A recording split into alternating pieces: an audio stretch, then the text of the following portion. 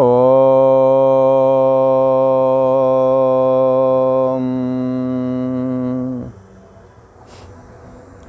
श्री योग वासिष्ठ के स्थिति प्रकरण में श्री वशिष्ठ जी महाराज बोले, हे राम जी, हमने तुम्हें जो दामब्याल कट का आख्यान सुनाया है, ये दामब्याल कट शंबर असुर के माया के द्वारा निर्मित सेनापति थे।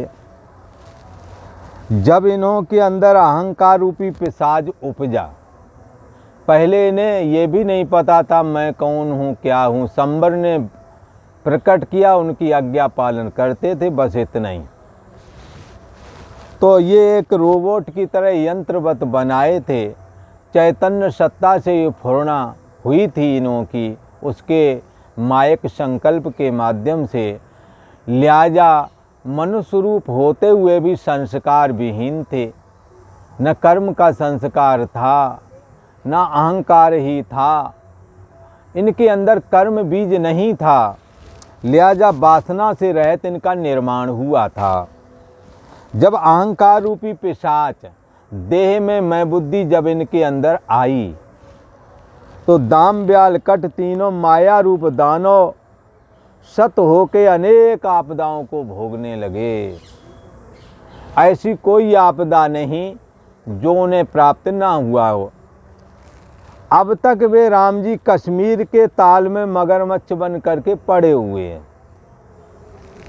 और शिवाल के भोजन करने को यत्न करते हैं। जो तालाब में शिवाल हो जाती ना, ये पानी वाली घास, शिवाल बोलते हैं, इसी को मछलियाँ भी खाती हैं। तो कहते हैं अब तक वो मगरमच्छ होकर के पड़े हैं, उस तालाब में भी थोड़ा ही पानी रह गया है और शिवाल के भोजन करने को यत्न करते हैं। हे राम जी, देखो तो सही, अहंकार ना होता तो इतनी आपदा क्यों पाते। पहले तो देवताओं को भी परास्त किया, मारते थे, फिर स्वयं डरने लगे। अहंकार के अधीन होकर के देह में मैं बुद्धि जग गई, लगा कि मैं मर ना जाऊं, कहीं मैं अपनी सुरक्षा का उपाय करूं। फिर तो आगे इतना भयभीत होते गए कि फिर वो वहाँ युद्ध भूमि से भाग गए और शंबर के पास में भी, शंबर असुर के पास में भी लौट के नहीं गए। साथ में पाताल में जा कर के यम किंकरी के साथ विवाह किया, वहाँ ना लड़के नाती पंते बहुत हो गए। फिर बाद में यमराज आए, उठ कर के सम्मान नहीं किया। यमराज ने अपने सेवकों से कहा, इन्हें जलती हुई अग्नि में फेंक दो, इन पापियों को तो दूसरे का सत्कार करना भी नहीं आता। हमारे यहाँ रहना, हमारा ये अपमान करना।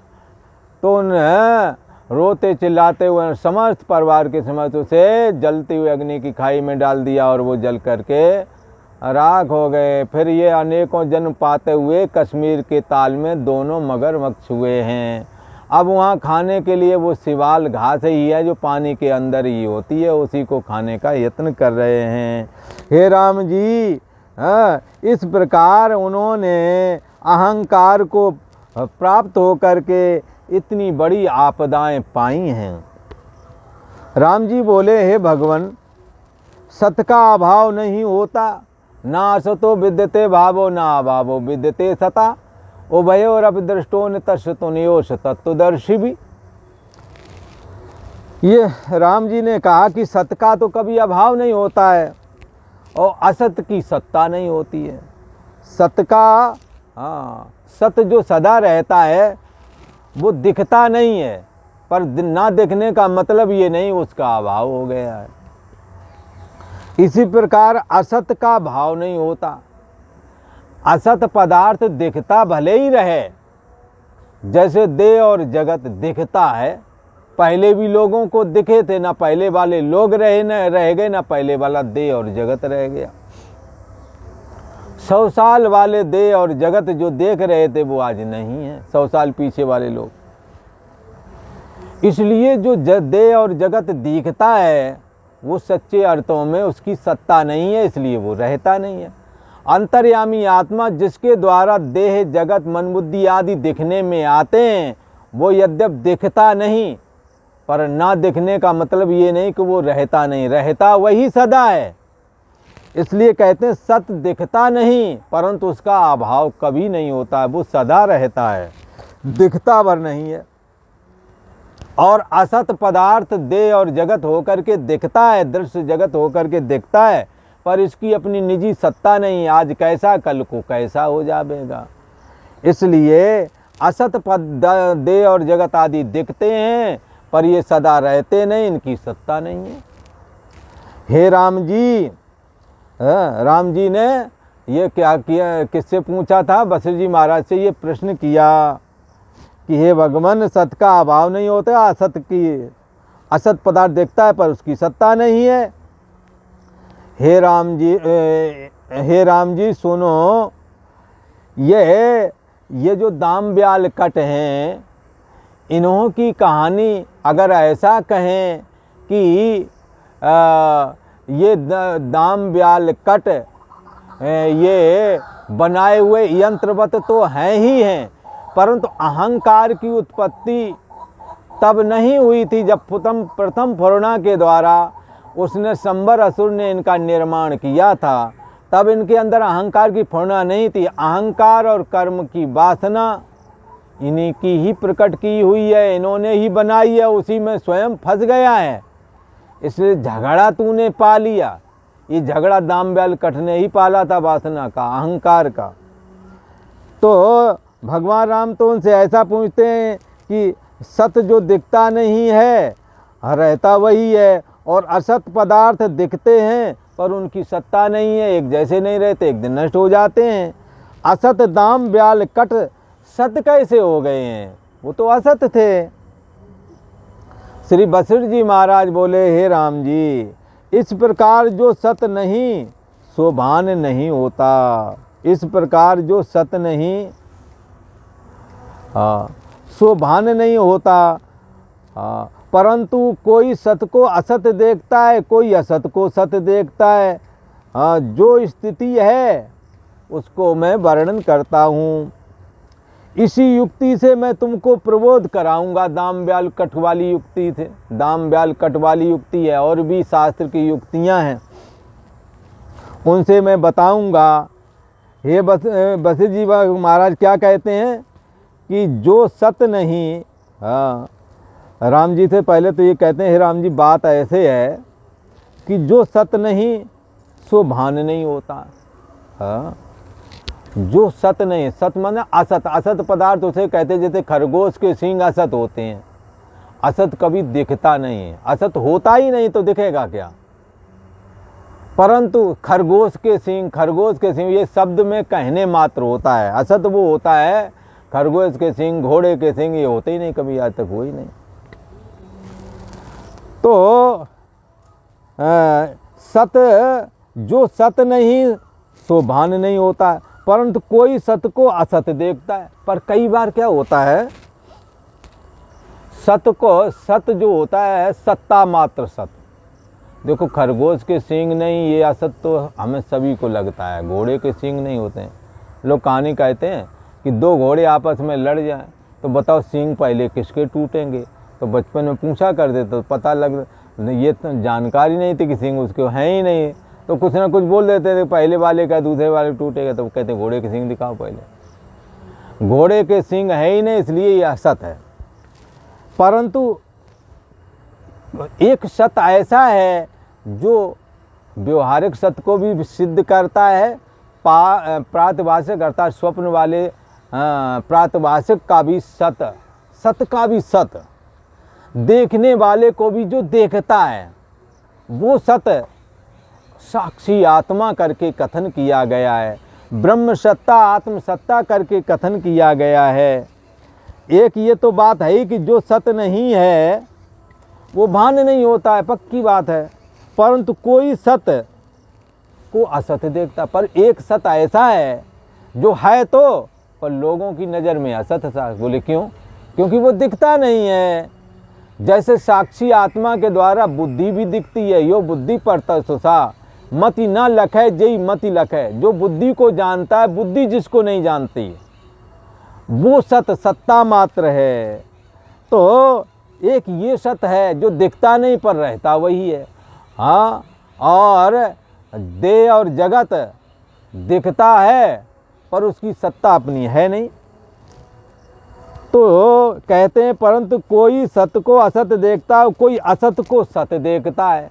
देह और जगत दिख रहे हैं और देह भान हो रहा है, इसलिए असत को सत देख रहे हैं। देह और जगत दिख रहा है तो असत को सत बना रहे हैं। कोई असत को सत देखता है, जो स्थिति है उसके विषय में मैं अभी वर्णन करता हूँ। युक्ति से तुम्हें इस बात को क्लियर करूँगा, तुमको प्रबोध होवेगा। राम जी ने कहा, पूछा, हे भगवान, हम तुम ये सब वे सत्य रूप हैं और दाम आदिक माया मात्र हैं। हम तुम आदि तो चलो सत्य हैं, परंतु दाम ब्याल कट को तो माया के द्वारा उत्पन्न किया गया था, वो तो असत रूप होना चाहिए। दाम ब्याल कट आदिक माया मात्र असत रूप थे, वे सत कैसे हुए? यह कहिए। श्री बसर जी महाराज बोले, हे राम जी, जैसे दाम ब्याल और कट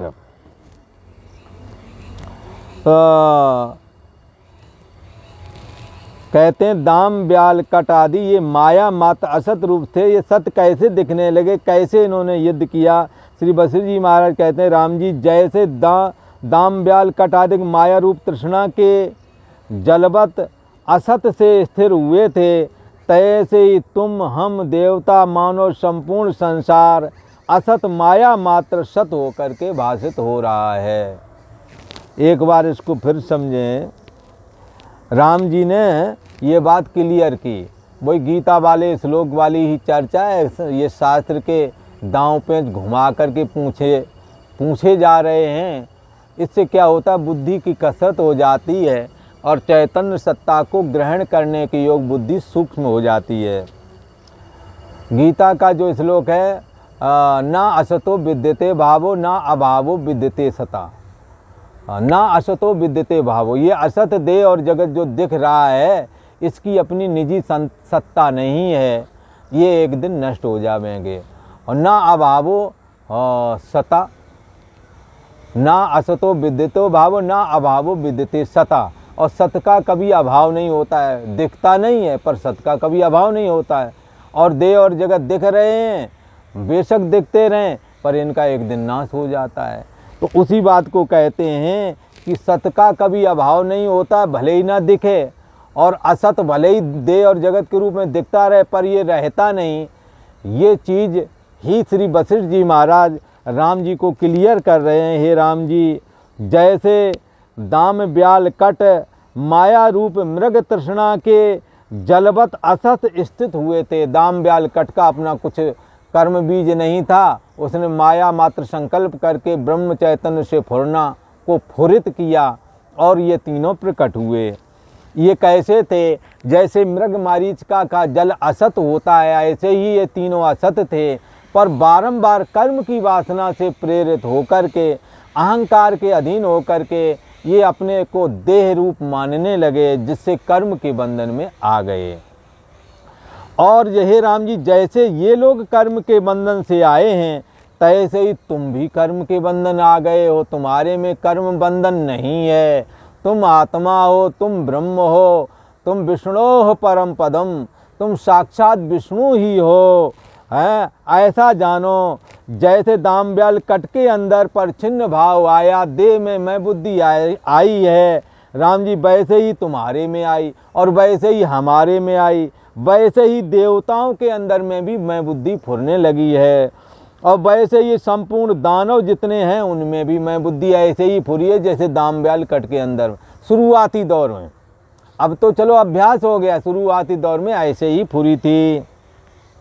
हे राम जी, संपूर्ण संसार असत माया मात्र है और कर्म वासना की वजह से, अहंकार की वजह से सत होकर के भाषित होने लगा है। इसकी अपनी निजी सत्ता कुछ भी नहीं है। कुछ समय के बाद में ये परिवर्तित होकर के नष्ट हो जाता है। जैसे बचपना दिखा, परिवर्तित हो करके जवानी बन गई, जवानी बुढ़ापा परिवर्तित हो करके बन गई, बुढ़ापा शरीर लेकर के ही चला गया। परंतु जिसके आश्रय से बाल्यावस्था, जवानी और बुढ़ापा फुरे थे, वो चैतन्य सत्ता यद्यप दिखता नहीं था तो भी रहता वही सदा है। न अभावो विद्यते सतः, सत का अभाव नहीं होता है, चाहे बचपना चला जाए, चाहे जवानी चला जाए, चाहे बुढ़ापा शरीर को लेकर का चला जाए, परंतु चैतन्य सत्ता का कभी अभाव नहीं होता। और बचपना, जवानी, बुढ़ापा चाहे भले ही लंबे समय तक टिक जाएं, ये दिखते भी हैं, पर दिखने पर भी इनकी अपनी सत्ता नहीं, ये सदा रहते नहीं हैं। ये मृग तृष्णा की नदी के समान ही हैं, जो दिखते पर हैं पर सच्चे अर्थों में ये हैं ही नहीं। ऐसे ही हम तुम देवता, दानव, संपूर्ण संसार असत माया मात्र सत होकर के वास्तव, सत होकर के भासता है, वास्तव में कुछ बना नहीं है राम जी। जैसे स्वप्न में जो अपना मरना भासता है, जो सपने सर काटे कोई, बिन जागे न दूर दुख होई है। जैसे स्वप्न में कोई अपना मरना देखता है, वह मरना सतरूप है। हाँ, पर लगता सत जैसा है, अभ्यास के कारण मरने से डर लगता है, इसलिए स्वप्न में यद्यप मरण नहीं हो रहा है, मरण होने का भ्रम ही हो रहा था। यदि मर ही जाते तो जागते कैसे? जाग करके फिर कहते हो हमारा मरण हो रहा था, मैं मरा जा रहा था, मैं भयभीत था। तो स्वप्न में जो कई मरना अपना देखते हैं, वो मरना सतरूप ही है। हे राम जी, तैसे ही हम तुम आदि के जगत असतरूप है। जैसे स्वप्न में जो अपने मरे बांधव देखता है और उसे लगता है हमारे पहले मरे हुए बांधव लोग आकर के अब मिल गए हैं, और उनसे प्रत्यक्ष चर्चा भी करता हुआ भाषित होता है। हाँ, मरे हुए बांधवों से स्वप्न में कई बार चर्चा करते हुए दिखते हैं। राम जी, ये सब असत रूप ही है। तैसे ही है जगत भी असत रूप ही है, ऐसा समझना चाहिए। और आज इतना ही।